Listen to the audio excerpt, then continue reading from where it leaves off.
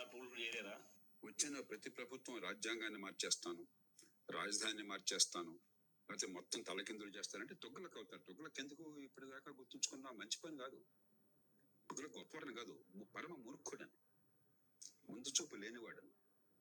ఢిల్లీ నుంచి దౌలతాబాద్కి రాజధాని మార్చాడు, మళ్ళీ అక్కడి నుంచి రాజధాని ఢిల్లీ దాకా వేశాడు, జనాన్ని తరలించాడు. చరిత్ర నుండిగా మిగిలిపోయాడు. రాజధాని ఇక్కడ ఉంటే దాన్ని తీసిపారేయడమే నా లక్ష్యం, ఉన్నదాన్ని తగలట్టడమే నా లక్ష్యం, ధ్వంసం చేయడం నా లక్ష్యం అనుకుంటే అది పరిపాలన కాదు. అంచేత కొంచెం ఈ ఉన్మాదం నుంచి బయటపడి భవిష్యత్తు ఆలోచిస్తే మంచిది. భవిష్యత్తు రాజుగారి గుర్రం రాను రాను గాడిదైందని తెలుగులో సామెత ఉంది.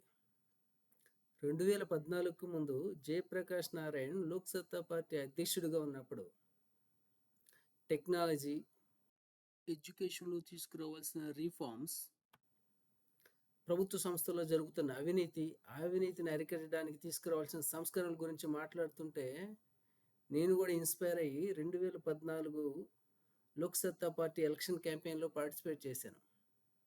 టచ్ చేస్తే ఢిల్లీ నుంచి ఎటువంటి ఫండమెంటల్ రిసోర్సెస్ లేని, డెవలప్ అవడానికి అవకాశం లేని, ముందు చూపు లేకుండా మూర్ఖత్వంతో దౌలతాబాద్కి క్యాపిటల్ సిటీని షిఫ్ట్ చేసి ఈవెన్చువల్లీ చాలామంది ప్రజలు ప్రాణాలు పోవడానికి అండ్ ఫైనాన్షియల్ క్రైసిస్కి కారణమయ్యాడు మహమ్మద్ బిన్ తుగ్లక్. ఆ కారణం చేత ఆయన్ని పిచ్చి తుగ్లక్ అన్నారు.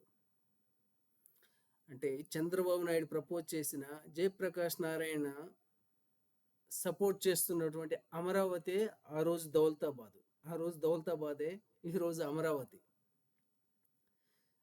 1950లో రాజ్యాంగం రూపొందించబడిన తర్వాత ఇప్పటి వరకు ఎన్నిసార్లు అమెండ్మెంట్స్ జరగలేదు? రాజ్యాంగానికి అమెండ్మెంట్స్ ఎందుకు జరగకూడదు? ఇవన్నీ నీకు తెలియనివి కాదు జయప్రకాష్ నారాయణ్.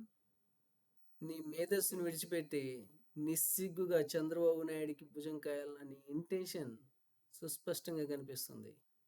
నిన్ను, నీ చౌకబారు వ్యాఖ్యల్ని సీరియస్గా తీసుకునే పరిస్థితుల్లో ప్రస్తుత సమాజం లేదు జయప్రకాష్ నారాయణ్.